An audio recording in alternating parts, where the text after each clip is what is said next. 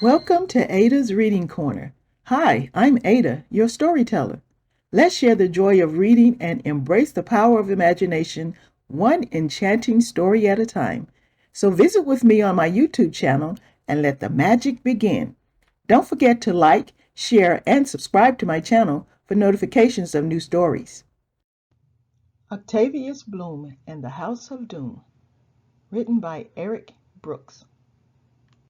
On Crab Apple Street, around the bend, in the back of the house near the dark dead end, stuffed up inside a rickety shed, is the source of a horrible, terrible dread. Something lives there, but what? No one knows. So is one place in town where no kid ever goes. Not one has the guts to go near the front door of the strange and mysterious Priscilla O'More. She works in the shadows, sneaks around in the yard, and her howling screams keep the bravest on guard. Just what could it possibly all be about? Only one kid was willing to figure it out. "Class," Mr. M said, "Octavius Bloom." And the new kid stood up in front of the room. He was dressed in bright clothes and had wild red hair. His top secret lunch box was labeled "Beware." It was filled with things a detective would use for snooping around and for gathering clues. The tools of the trade, he showed off with a grin. Where mystery calls, that's where I begin. I'm new to your school, but I'll tell you the truth. I'm a genuine Pinkerton sleuth. The class was excited, with questions galore. This kid, a detective? They had to know more. Did he find crooked villains, fight monsters, stop crime? "Hold on," said Octavius, "one at a time. I'm sure there is something that makes your skin creep, that haunts you at night and won't let you sleep." Then one awful picture filled everyone's head: Priscilla O'More's big old house with the shed. "There are ghosts in the shed there on Crabapple Street," cried Billy K. Moe as he leapt from his seat. "No, it's full of vampires," said Mattie. "It's true." "Listen," said Jimmy, "I've seen more than you. I looked in the yard once. I thought I was brave. Hands crawled from the ground. It's a big zombie grave." Even Shirley McGee overheard a strange call Mrs. O'More had made on a phone at the mall. She brought puppy ears. Yuck! But believe what I say, I saw them delivered the very next day. "Werewolves," Will whispered. "They eat puppy ears." And together they shared their worst possible fears. "Okay," said Octavius, "enough is enough. You've given me plenty of top-notch good stuff. I'll visit the house at the end of the day. I can tackle this case without further delay." When the last bell stopped ringing, he packed up his tools and was off to the shed with the werewolves and the ghouls. Octavius searched, and it soon became clear that at least in the yard there was nothing to fear. He picked up a dirty old glove and he smiled. "What we've got here are visions of monsters run wild. They thought that this thing was a zombie's hand, and those graves, they're really just piles of sand." But more mystery lay behind the shed's door, so Octavius went home to research some more. By noon the next day he had found enough clues, and was ready to share what he hoped was good news. "I've solved it, I'm sure," he announced after lunch, "using all of your tales and my own little hunch. Come along after school, we can go as a group. I can check one more thing and then give you the scoop."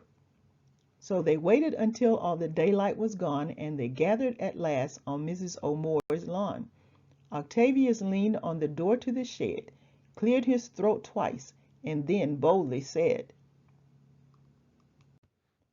"There's nothing to fear, folks. The source of your fright is really—" Whoops!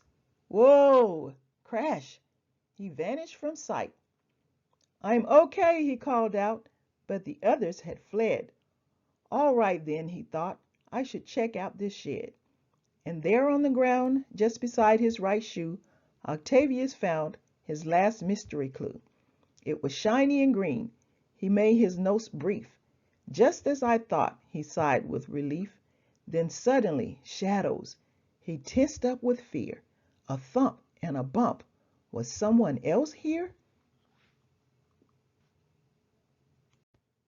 "Hello there," he called, but no answer came back, and he couldn't quite see in the nearly pitch black. Feeling around, he found needle-sharp spikes. Octavius froze and whispered, "Yikes!" He thought something moved at the end of the room, and the dark came alive in that house of doom. He heard a door open. Octavius screamed. What he saw was much worse than he'd ever dreamed. A giant and writhing, hairy beast had cornered him for an evening feast. It towered above him 10 feet high, and Octavius gulped. "I'm going to die!" He dove for a corner and hid on the floor, and the monster called from the open door. "Are you okay?" a sweet voice said. Octavius nodded his aching head. When he opened his eyes and looked around, not one single monster was there to be found. But all around were fancy plants, and Priscilla O'More in her gardening pants. "I was checking my cactus," she said with a grin. "But what are you doing? How'd you get in?" Octavius chuckled and told her the tales of mystery shadows and ghostly wails. "Sometimes," she laughed, "these plants poke my hand. I'll holler a bit, but that's all, understand?" Octavius nodded. "I know what you mean. Now the rest of the kids need to see what I've seen." The others had scattered and run off to hide, but returned when Octavius stepped back outside. "Ahem! Here's the thing," Octavius said. "This house is not haunted, and neither is shed.